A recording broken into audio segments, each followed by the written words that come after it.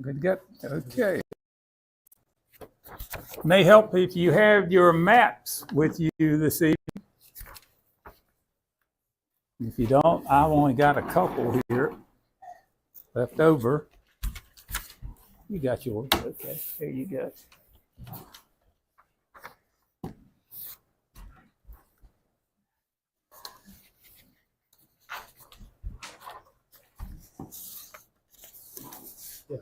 For those of you who are visiting, we went through the book of Joshua in pretty good detail a while back, and then for continuity, we went straight into the book of Judges. And tonight, we're going into chapter 17 of Judges. We've looked at 13 judges, last one being Samson. So I'll open the class up because we're at a dividing line now in the book of Judges.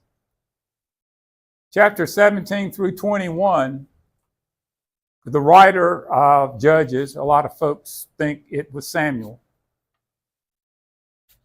stops looking at the judges themselves. They still have Eli and Samuel to go, but they stop at Samson, and for whatever reason, they go back a long time to the situation that arose after the death of Joshua. Who remembers what Joshua 24:15 said? Remember? Is that what he says, as for me and my house? This is the charge, and says, as for me. But before he says that, he says, you choose. Choose whom you will serve. You choose what? What are the choices? Whom you will serve. The guys on the other side of the river, Yeah, the Amorites. Yeah. Or the gods of the people who in the land they're living in at that point. Then he said, "But for me, as for me and my house." Okay, and of course the people right after that, they all said, oh, we're going to follow God. We're going to do what you said. So we've been through 13 judges. How would you say they held up their end of the deal? Not well. So if we had to put a theme on judges, what would it be? The failures of Israel. The failure of Israel? Well, that's pretty strong, isn't it? Disobedience. Disobedience of Israel? The repetitious disobedience? I was going to say, if you're in the computer field, it's the doodle. Okay, just keep going. It just keeps going and going and going. They get it right, they mess it up, they get punished. They cry for mercy. God sends a judge. Repeat. Okay? So now we're coming into chapter 17 through 21. 17 and 18, these are two different histories looking back of how far off the road they were supposed to be on these people had gotten. The thing that strikes me is that when we start looking here at these chapters, it's immediately after the death, most commentators agree, it's immediately after the death of Joshua, but Joshua's high priest was still alive. So it's just in a matter of a few years after Joshua. Were people doing this, going off to idol and idol worshiping and intermarrying with the pagans during Joshua's time? Yes. Did he stand for it? No. They had a strong leader. And they knew if they were to get off the path, they would be called out for it. So the purpose, a lot of people call these chapters the appendix to the book of Judges. And what it basically does is these chapters show the progressively chaotic state of the national life in terms of religion. And there was a significant disintegration of the political and the social life after the strong central authority figure who were Moses and Joshua had passed away. Jim, it's true in secular life also. The organization generally reflects the personality of the leader. Okay. So that's basically what we're seeing these weeks. Strong leaders, strong followers, weak leaders. Yeah, lukewarm leaders. Said if the leaders won't lead, the followers will take over. That's basically what happens. And that's what happens here, correct? So we have these detached histories here looking at the internal affairs of Israel.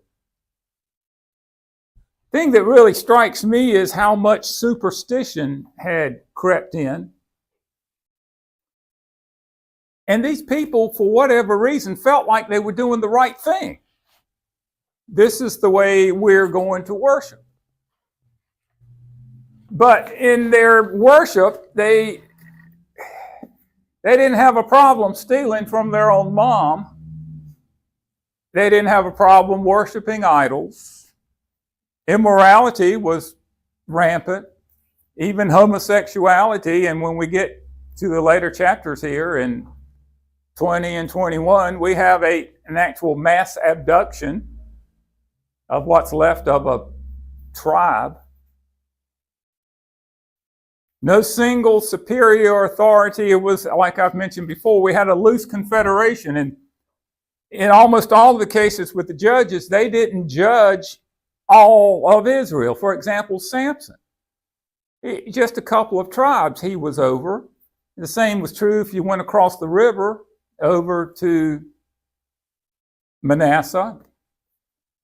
So it was a time where people, we read in here, there was no king, and what did the people do? Well, right in their own eyes. What was right in their own eyes? We have a fancy term for that today. And basically the thinking is, well, whatever I think about God is right. And whatever you think about God is right. So we're all right. And we're all right in the eyes of God. That allow people to worship in a lot of different ways, apart from the way God said he wanted to be worshiped. Yeah.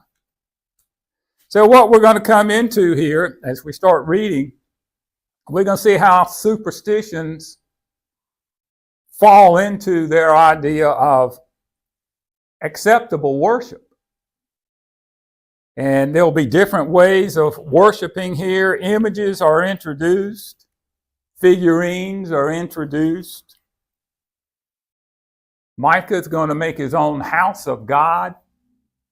Going to hire his own personal priest. They're from Ephraim, but that didn't seem to matter. He's going to make his own son a priest.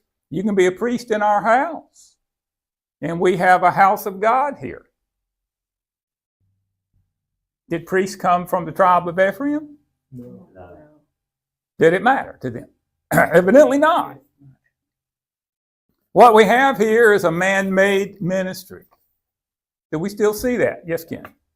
God had provided for them to have priests available because he had cities scattered throughout the whole country, but they chose to do something different. Right. Yeah, the priests, the Levites had their own places to live, and of course they were given a certain amount of land to grow their crops and have cattle. That's a great point. There are Levites all around, but we'll get our own non-Levite priest.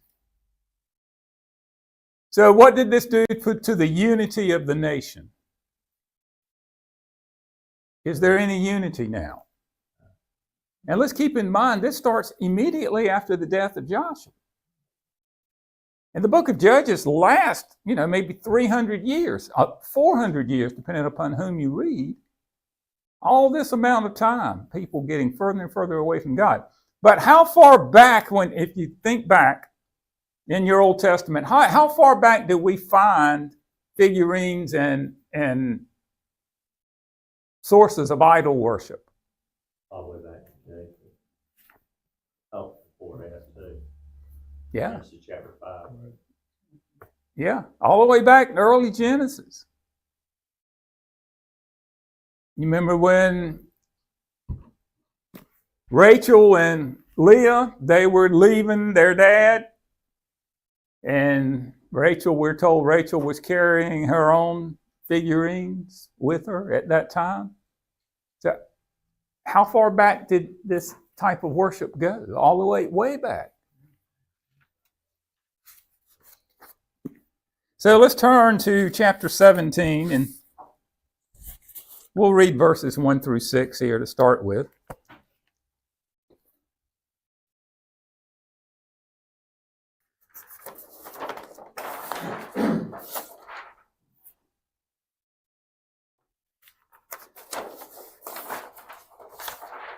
So we're going to read about Micah. Chapter 17, beginning in verse 1. Now there was a man from the mountains of Ephraim, whose name was Micah. And he said to his mother, the 1,100 shekels of silver that were taken from you, and on which you put a curse, even saying it in my ears, here is the silver with me. I took it off on a good foot. And his mother said, may you be blessed by the Lord, my son. So when he had returned the 1,100 shekels of silver to his mother said, I had wholly dedicated the silver from my hand to the Lord for my son.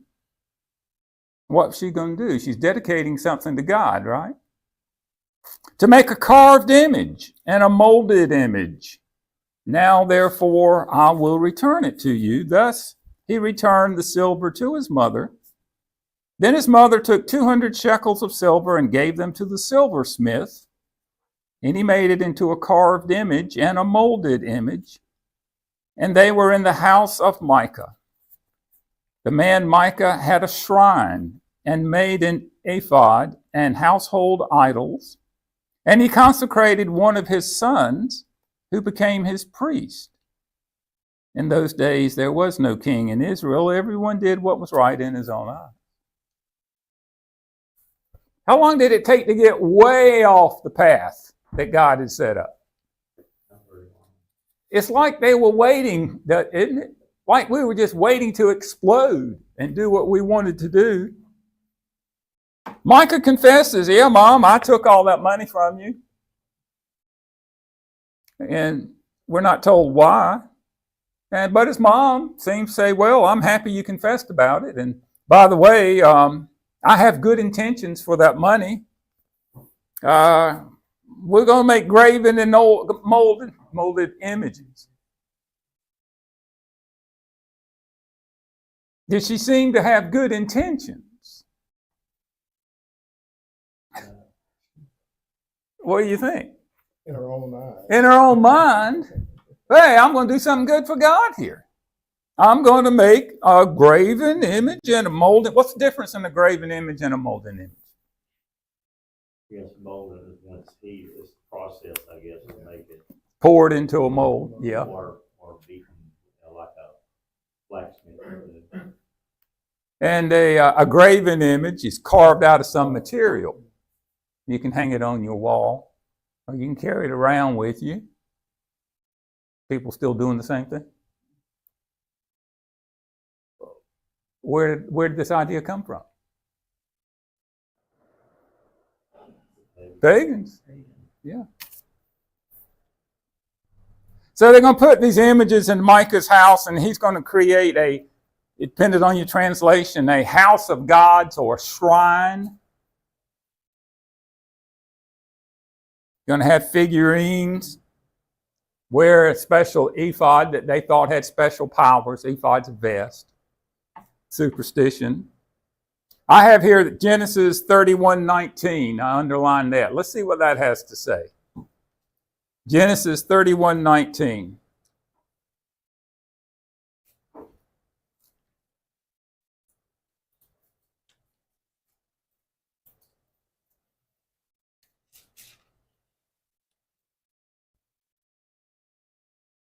Now Laban had gone to shear his sheep, and Rachel had stolen the household idols that were her father's.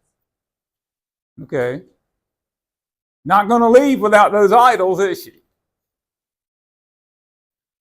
It seems like it's ingrained in these people. So it's not something new. And then he chose one of his own sons to serve as a priest, even though they are, like I said, from Ephraim.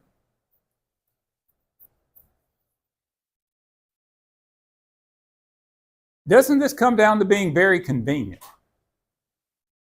I'll have my own priest in my house. I have my own shrine here that we can worship God in our own ways. Not really concerned about what you would think they knew, what they'd been taught. Apparently, they thought this was acceptable. How could people think being this far off track from what God had asked for in terms of worship? How could they possibly think that it's acceptable? Let's try to defend them. What do we got? We only got a couple choices. How can we defend them? Well, they've forgotten about what God had said to them and what God had done for them. But that's giving them a lot of credit. Yeah. But it's possible. They could have forgotten, or they could just ignore. They were heavily influenced by the people. They're living with the pagans. They've been intermarrying with the pagans. Well, in their eyes, they were doing it for the Lord. Doing it for the right reasons. Someone, if you would, turn to Exodus 20. We all know what happens there. Exodus 20, verses 4 and 5.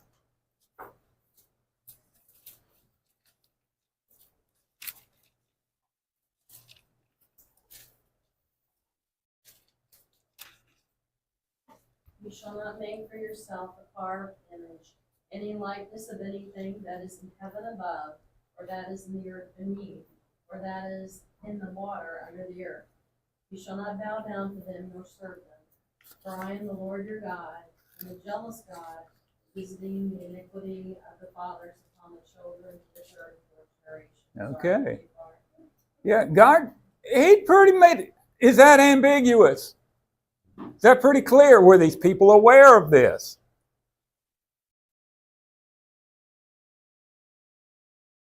So why would they go so far off track? I don't know. I don't have the answer, unless it's just that they wanted to do it.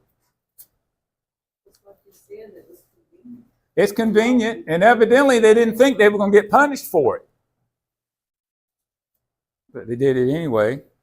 So what we have here, these 6 verses, really is just a statement of Israel's rebellion, right? And this is just one area. No fear of opposition by a strong leader or by a central government. What it comes down to, really, is I'll do whatever I'm strong enough to do and get away with. I'm going to do it if I think I'm strong enough to do it. And evidently they thought they did. But rebellion against God always ends up with what? Consequences, trouble. Trouble's coming. So we go on, and let's read 7 through 13.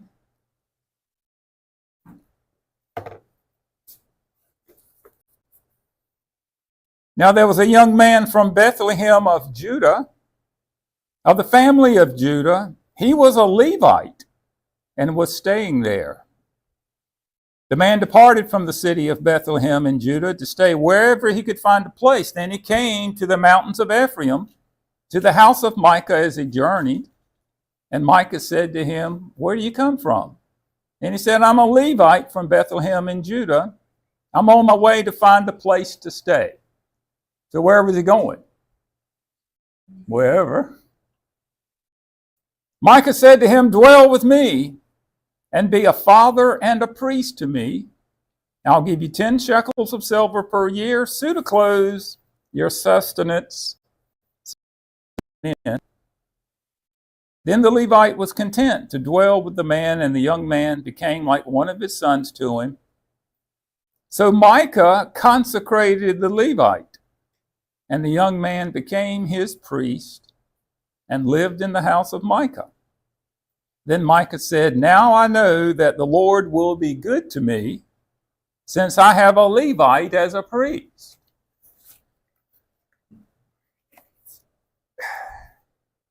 Hard to believe, but here we are.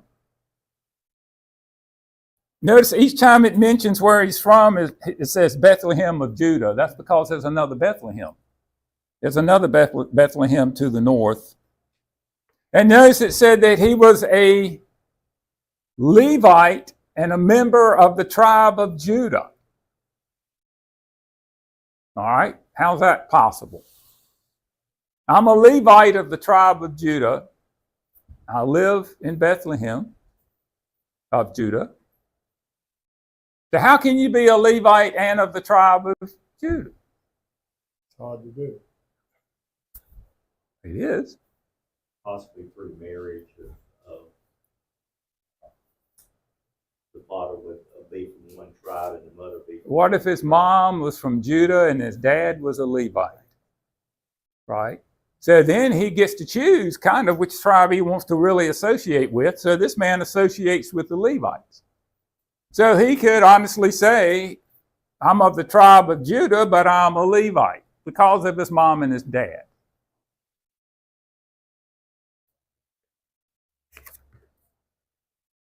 He's looking for a place to settle. So Micah invites this young man to stay with him as a father and as a priest. What do you think he means by come live with me and be a father to me? Any idea? Someone who advises. A counselor. Yeah, an advisor or a counselor. You can be my counselor and you can be my priest and you can live with me. Offered to pay him.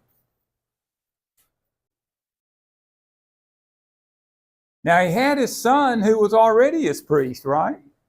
What happened to the son? Got demoted? Because you're from Ephraim and I've got a real Levite here who's going to be my personal priest. And we read here that Micah was confident that God was going to be good to him because he had a Levite living in his house.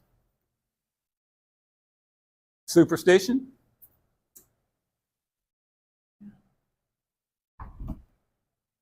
Automatic blessings from God because I have a Levite living here with me and he is my own priest.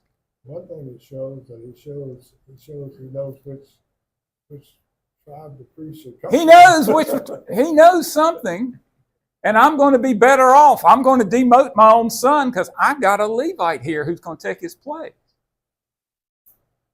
Yeah, Yes. but not all Levites were priests. No. He was just born a Levite. So, only the descendants of Aaron were priests. The others were workers in the. Didn't seem to matter to this guy. You've got the right pedigree here. Where were these people supposed to be worshiping? Shiloh. At Shiloh. What was in Shiloh? Tabernacle And the real priest. Did these people all know about Shiloh? Did they all know about the tabernacle? Did they all know about the priest? Well, if you have your own personal priest, then you don't have to go to the tabernacle. That's true. Like the high places, it's convenient. Very convenient. I may be taking it too far, but have you ever run into any folks who say, well, I own a Bible, I have a nice Bible on my coffee table, I'm okay with God? Isn't that kind of the thinking that Micah has here? God's going to bless me because I have these figurines and I'm worshiping these idols. I have my own house dedicated to you. Have they gotten way off track?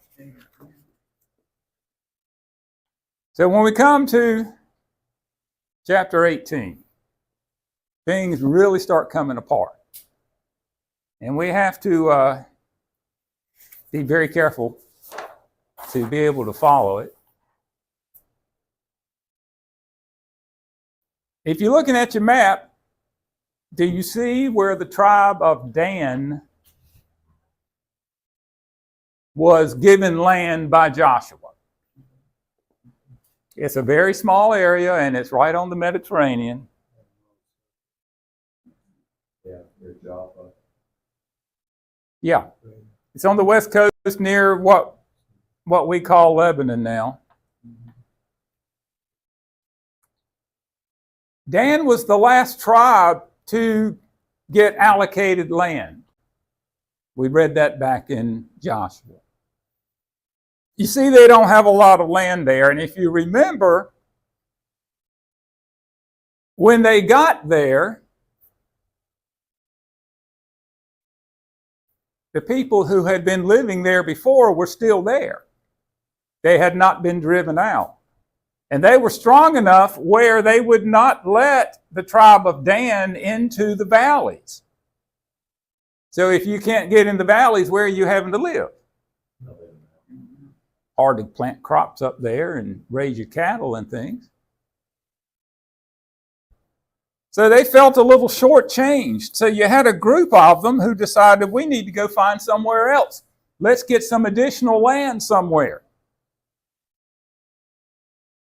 Had Joshua given them that? He gave them what's designated. But if you look on your map, look way up to the north, do you see the city of Dan?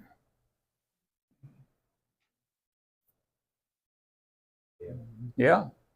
Could you get much further north? It's up in the mountains.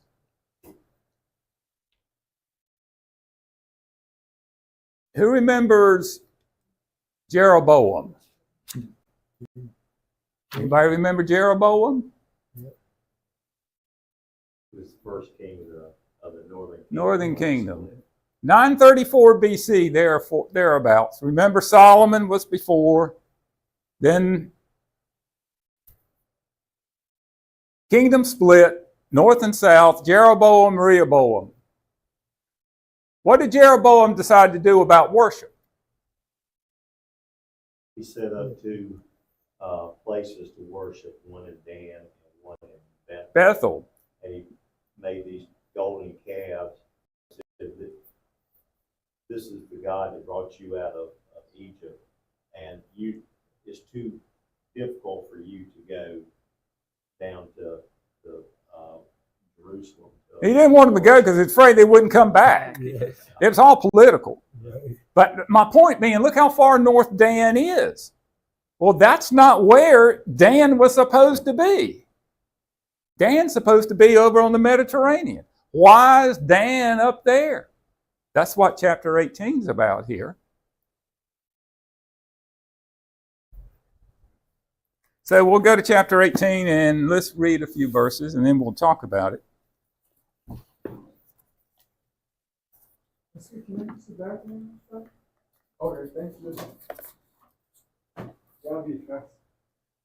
In those days, there was no king in Israel, and in those days the tribe of the Danites was seeking an inheritance for itself to dwell in. For until that day, their inheritance among the tribes of Israel had not fallen to them. See how far back this goes? So the children of Dan sent 5 men of their family from their territory, men of valor from Zorah and Eshtaol, to spy out the land and search it. They said to them, go search the land. So they went to the mountains of Ephraim and the house of Micah and lodged there. So you got 5 spies leaving from their designated land, and they're going traveling around looking for some new land. So while they're traveling, they end up finding the house of Micah. That's the house we were just talking about. They recognized the voice of the young Levite. They turned aside and said to him, who brought you here? what are you doing in this place? What do you have here? He said, thus and so Micah did for me. He hired me, I've become his priest. Notice what they said. Now, did they argue with him about him being the house priest? They said to him, please inquire of God that we may know whether the journey on which we'll go will be prosperous. Would you be asking this man that? And think you're going to get a legitimate answer? And the priest said to him, go in peace, the presence of the Lord will be with you on your way. He makes up an answer. He says, yeah, go ahead.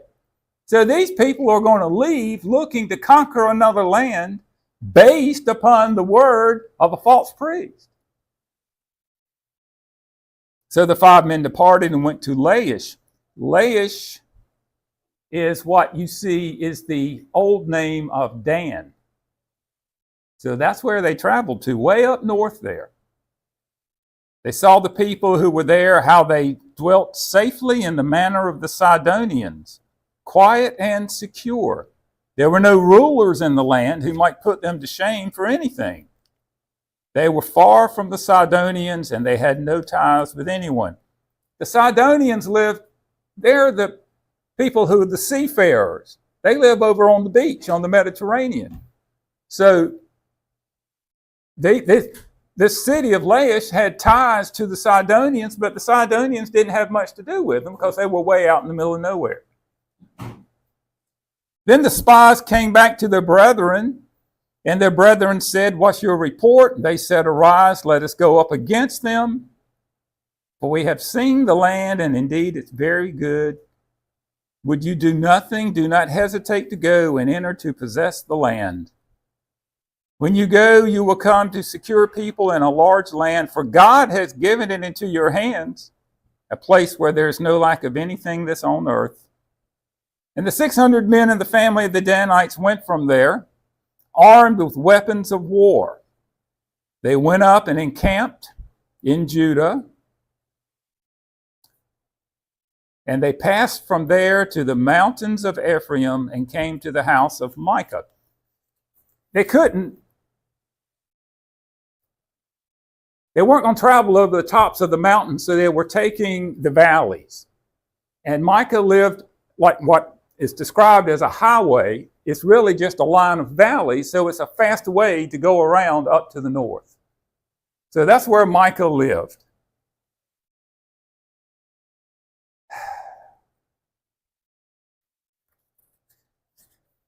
So these 5 men are sent to find another land to obtain for the tribe of Dan. This is not all of Dan. This is just some of Dan. You notice he says they recognized the voice of the Levite. I looked into that. How likely is it you're going to run into somebody and recognize them? So most of the commentators say he had a dialect or an accent. So they recognized he wasn't from there, and they recognized the dialect. So the men of Dan did not oppose Micah's priest. They accepted him as a priest, even though they know they're supposed to be in Shiloh to worship.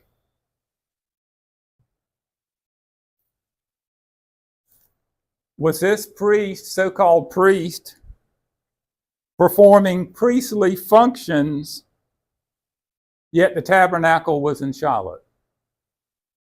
And it was accepted.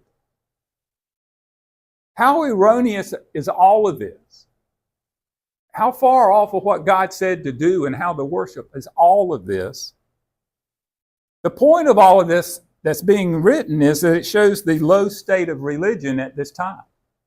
It just shows how low they had gone and how quickly they had done that.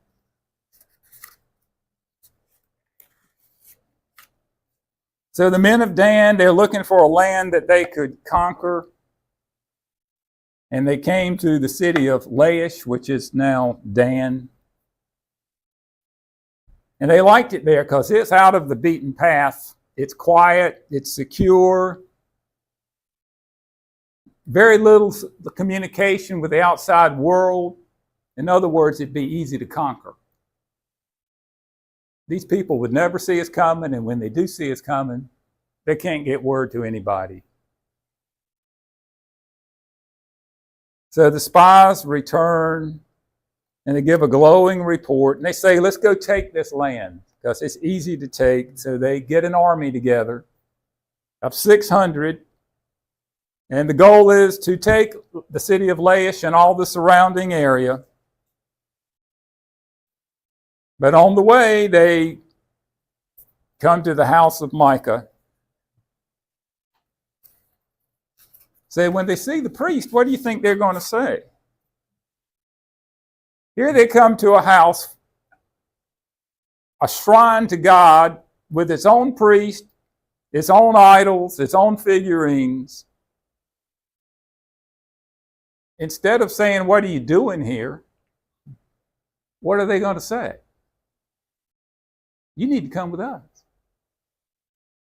They accept everything that's there. And basically what we're getting ready to read is, why do you want to be a priest for one man when you can be a priest for a whole tribe? And what's the guy say? Well, that sounds like a good deal, doesn't it? But if you're Micah, how do you like this?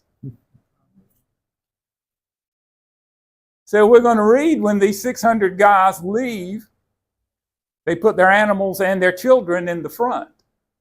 Why do you think they did that?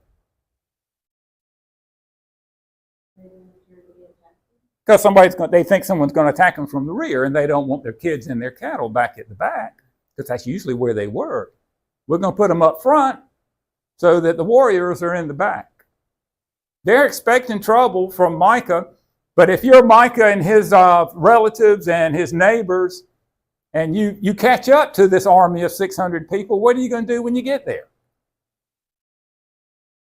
Say, hey, you took my priest? Well, that's what they tried to do. So what do you think the army of 600 said? You better be quiet and leave while you're still alive. And that's what they did.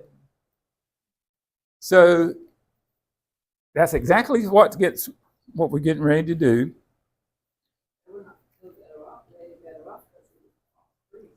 But they accepted it all. That's the point of the whole passage here of the chapters. Well, backing up there, it says he was looking for a place to stay. So he wasn't who he thought he was. He hated that. He offered him a deal he couldn't refuse. He gave him a place to stay and offered to pay him and give him a title. That's right.